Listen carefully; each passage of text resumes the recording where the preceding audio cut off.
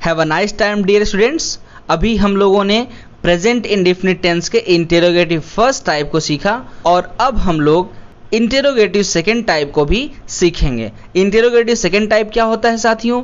Interrogative second type वो होता है ऐसे प्रश्न जिनका जवाब सिर्फ हाँ या ना में संभव न हो, यानी जिनका जवाब देने के लिए हमको एक रीजन, एक तर्क प्रस्तुत करना पड़े, तो वो आपके सवाल कहलाते हैं क्वेश्चन वर्ड वाले सेंटेंस। और क्वेश्चन वर्ड वाले कुछ लोग बोलते हैं, कुछ लोग WH वाले बोलते हैं, क्योंकि WH वर्ड से ही इनकी शुरुआत होती है, इसलिए हम इन्हें WH वर्ड क्वेश्चन भी कहते हैं और क्वेश्चन वर्ड वाले क्वेश्चन भी कहते हैं। इन्हें हम रीजनल क्वेश्चन भी कहते हैं क्योंकि इनमें हमको तर्क बताना पड़ता है। तो आइए हम समझते हैं पहले इसका स्ट्रक्चर कैसे बनाएंगे। तो जैसे पिछले बार में हमने आपको बताया था अफर्मेटिव, नेगेटिव और इंटरोगेटिव फर्स्ट टाइप का, अब यहाँ पर इंटरोगेटिव सेकंड टाइप भी आपको बताने के लिए हमको अफर्मेटिव, नेगेटिव और इंटरोगेटिव को बताना पड़ेगा। तो अफर्मेटिव को हम छोड़ते हैं। नेगेटिव आपने सीख लिया था कि subject plus do does plus not plus verb की first form plus object plus other verbs करते हैं तो हमारा बन जाता है नेगेटिव सेंटेंस, हेल्पिंग वर्ब बाद नॉट लगाने से। अब इंटरोगेटिव आपको बनाना है तो क्या करना था? इंटरोगेटिव फर्स्ट टाइप बनाने के लिए आपने डू डज को बाहर किया था, बाकी सारी चीजों को अपने स्थान पर छोड़ दिया था। यानी डू डज बाहर किया, फिर सब्जेक्ट को अपने स्थान पर छोड़ दिया, नॉट को ब्रैकेट में कर दिया ताकि अगर नॉट जरूरत रहे तो नॉट को प्रयोग किया जाए और जरूरत ना रहे तो नॉट को इग्नोर किया जाए, इसलिए उसको हम ब्रैकेट में रखते हैं हमेशा। और हमेशा इंट्रोगेटिव सेंटेंस यानी इंटरोगेटिव सेंटेंस में कभी भी आप नॉट को लगाएं तो हमेशा सब्जेक्ट के बाद ही नॉट लगाएं, क्योंकि उसका स्थान ही वही है। तो सब्जेक्ट बाद आपने नॉट लगा लिया प्लस वर्ब की first form plus object plus others plus question mark.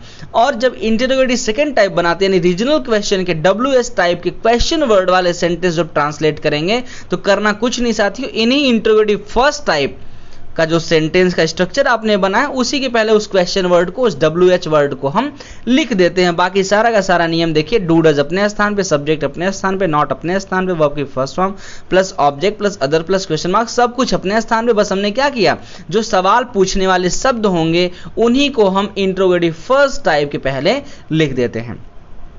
आइए सीधा एग्जाम्पल के माध्यम समझते हैं। तुम नदी में क्यों तैरते हो? अभी सवाल करने वाला शब्द क्या होगा? क्यों। अब इसका जवाब आप हाँ या ना में तो नहीं दे सकते। क्यों तैरते हो? क्या आप कहेंगे हाँ तैरते हैं? क्या बोलेंगे कि नहीं तैरते? ये तो कोई जवाब नहीं हुआ। तुम नदी में क्यों तैरते हो? तो आप कहेंगे भैया मैं ठंडा लेने के लिए नदी में नहाता हूँ, अपने शौक के लिए नदी में नहाता हूँ। आप तमाम जवाब दे सकते हैं लेकिन हाँ या ना में जवाब इसका नहीं दे सकते। तो ऐसे सवालों को हम क्वेश्चन वर्ड या WS टाइप क्वेश्चन कहते हैं, रीजनल क्वेश्चन कहते हैं। तो ऐसे क्वेश्चंस में जो क्वेश्चन वर्ड होते हैं, जो सवाल पूछने वाले शब्द होते हैं, उन्हीं की अंग्रेजी हम पहले लिखते हैं, बाकी सारा नियम हम इंटरोगेटिव फर्स्ट टाइप का अप्लाई कर देते हैं। तो यहां पर है क्यों। क्यों यानी क्वेश्चन वर्ड किसी भी सेंटेंस में दिया रहेगा, उस क्वेश्चन वर्ड को आप सबसे पहले लिखेंगे। यहां पर हमने क्यों की इंग्लिश लिख ली वाई। अब आपको हेल्पिंग वर्ब लगाना है, डू या डज लगाना है। अब डू डज आपका ये लगाया जाता है सब्जेक्ट के अकॉर्डिंग। तो आपने देखा कि तुम, सब्जेक्ट आपका तुम है यानी बहुवचन है, तो इसके लिए हमने क्या लगा दिया, डू लगा दिया। Why do you. अब सब्जेक्ट के बाद ही आपको नॉट लगाना पड़ता है। तो आप देखें इस सेंटेंस में कहीं पर तो नहीं है ही नहीं, तो हमने नॉट नहीं लगाना है।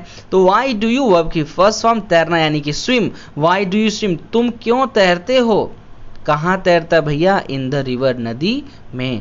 तुम नदी में क्यों तैरते हो? Why do you swim in the river. अगला सवाल है, उसके पिता प्रतिदिन मेरे लिए क्या लाते हैं?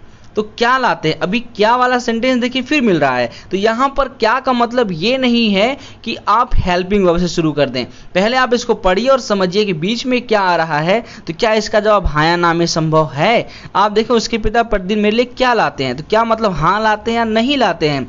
ये कोई जवाब तो नहीं हुआ। क्या लाते हैं? समोसा लाते हैं, खिलौना लाते हैं, किताब लाते हैं, कॉपी लाते हैं, तमाम चीजें आप ला सकते हैं, यानी इसका जवाब आप हाँ या ना में नहीं देंगे। तो इसलिए ऐसे क्वेश्चन वर्ड के लिए हम सबसे पहले ट्रांसलेशन में उन्हीं को लिखेंगे। तो व्हाट के बाद हमने डज लगाया क्योंकि यहाँ पर उसके पिता की बात, यानी सब्जेक्ट जो है उसके पिता हैं और वो उसके पिता एक आदमी है, इसलिए हम इसको एक वचन मानते और यहाँ पर हमने हेल्पिंग वर्ब डज लगाया हुआ है। तो व्हाट डज हिज फादर, उसके पिता क्या ब्रिंग ले आते हैं, लाते हैं। किसके लिए? फॉर, के लिए, मी, मेरे लिए।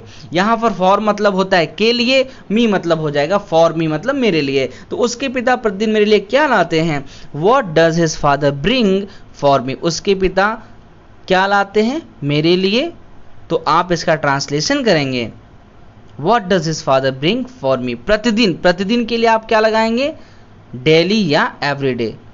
वे लोग अपने दोस्तों के साथ विद्यालय कैसे जाते हैं। तो यहाँ पर सबसे पहले हम उसकी ही अंग्रेजी लिखेंगे जो क्वेश्चन कर रहा है, यानी कैसे। कैसे की अंग्रेजी होती है हाउ।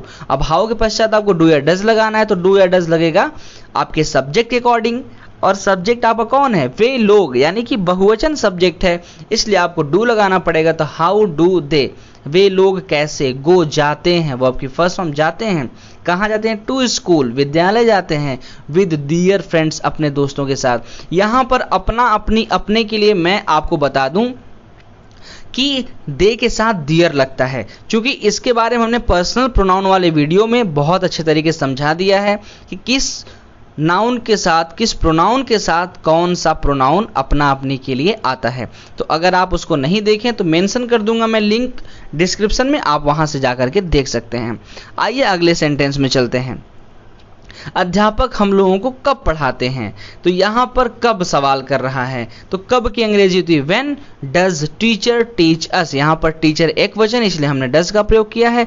पढ़ाने की अंग्रेजी होती है टीच अस, मतलब हम लोगों को। अब चूंकि यहाँ पर हम वी लिख देते हैं, कुछ लोग गलती यही करते हैं कि आप हम लोग को समझ करके क्या लिख देंगे वी, लेकिन ये स्थान किसका है, यह स्थान है ऑब्जेक्ट का। तो ऑब्जेक्ट के स्थान पर हम वी नहीं बल्कि वी के स्थान पर अस लिखते हैं। ये सारी बात मैं आपको पर्सनल प्रोनाउन वाले वीडियो में समझा चुका हूं कि किसको कहां पर कैसे लिखते हैं। तो इस प्रकार से हम सेंटेंस का ट्रांसलेशन समझ लेंगे। अध्यापक हम लोगों को कब पढ़ाते हैं, when does teacher teach us. अगला सेंटेंस, तुम लोगों को अंग्रेजी कौन पढ़ाता है। अब यहां पर कौन का फंडा आ गया, तो कौन के लिए साथियों थोड़ा सा अलग फंडा है। आप देख पा रहे हो कि मैंने नीचे लिखा हुआ है स्पेशल।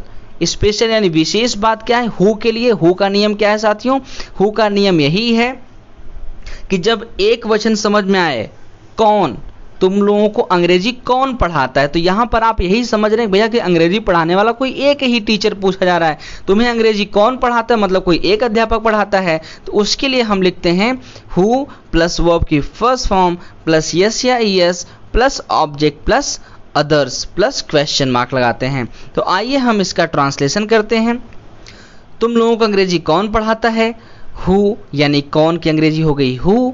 अब यहाँ पर हमको डू या डज नहीं लगाना होता, क्योंकि जो कौन है, इसी कौन से तो हम सब्जेक्ट ढूंढते हैं। कौन पढ़ाता है, सब्जेक्ट ही तो इसमें गायब है। तो यहाँ पर हु जो क्वेश्चन वर्ड होते हुए भी सब्जेक्ट का कार्य कर रहा है और एक वचन सब्जेक्ट का कार्य कर रहा है, इसलिए हम इसके साथ कभी भी हेल्पिंग व प्रेजेंट इंडेफिनिट टेंस में नहीं लगाते हैं, बल्कि हम इसे अफर्मेटिव की तरह ट्रीट करते हैं। जैसे अफर्मेटिव में था सब्जेक्ट प्लस वर्ब की फर्स्ट फॉर्म प्लस यस या es plus object plus others, तो उस प्रकार से हम इसको ट्रांसलेट करेंगे। तो हमने हु लिख दिया, उसके बाद आपने वर्ब की फर्स्ट फॉर्म लिख दिया। वर्ब की फर्स्ट फॉर्म यस या यस लगाएंगे, क्यों, क्योंकि हमारा जो सब्जेक्ट है वो एक वचन है, तो वर्ब को एक वचन बनाने के लिए हमने उसमें ईएस जोड़ दिया। तो हु टीचेस कौन पढ़ाता है, किसे पढ़ाता है, यू तुम्हें, तुम लोगों को। यू क्या पढ़ाता है, अंग्रेजी English. Who teaches you English या who teaches English to you, इस प्रकार से हम समझ लेंगे। अब एक चीज जो थोड़ी विशेष है, जो मैं उम्मीद करता हूं कि बहुत सारे अध्यापक इन चीजों को नहीं बताते, कुछ विशेष लोग होते हैं जो इन चीजों को जानते हैं वही बताते हैं। मुझे उम्मीद है कि बहुत कम लोग बताते हैं, लेकिन साथियों मैं आपको इस चीज से वंचित नहीं रखूंगा, आपको सिखा के रहूंगा, समझा के रहूंगा। आपने सीख लिया कि तुम लोगों को अंग्रेजी कौन पढ़ाता है, ये तो सब बता देंगे, लेकिन तुम लोगों को अंग्रेजी कौन कौन पढ़ाता है। जब कभी भी कौन कौन क्या क्या इस प्रकार के अगर सवाल पूछे जाएं तो वहां पर हम ऑल लगाते हैं। इस प्रकार से कौन कौन के लिए हम हु दो बार नहीं लिखेंगे, हम हु के साथ लगा देंगे ऑल। अब वहां पे कौन कौन पढ़ाता, चाहे 10 लोग पढ़ाएं, चाहे 1000, चाहे 1 लाख लोग पढ़ाएं, कितने भी संख्या में लोग पढ़ाएं, हम ऑल कर दे तो ऑल में सब कोई आ जाएगा। तो यहां पर हमने ट्रांसलेशन किया हु ऑल, कौन कौन, टीच पढ़ाता। अब यहां पर हमने यस या यस नहीं लगाया, क्यों नहीं लगाया, क्योंकि अब आपका सब्जेक्ट एक वचन नहीं रह गया है। कौन कौन मतलब अब ये बहुवचन हो गया, तो बहुवचन हु होने के नाते हम वर्ब की फर्स्ट फॉर्म में यस या यस नहीं लगाएंगे, जैसा कि हम अफर्मेटिव में करते थे। तो यहां पर हमने किया who all teach you English, तुम लोगों को अंग्रेजी कौन कौन पढ़ाता है। इसी प्रकार से अगर कभी आपको नेगेटिव सेंटेंस मिल जाए, तुम लोग अंग्रेजी कौन नहीं पढ़ाता है, तो कुछ नहीं करना, हु के साथ आपको डू डज लगाना, फिर नेगेटिव लगा देना है, जैसे आपने पहले किया हुआ है, बिल्कुल सेम उसी प्रकार से आप करते चले जाएंगे, नो प्रॉब्लम। अगला सेंटेंस है साहिल उनकी मदद क्यों नहीं करता है।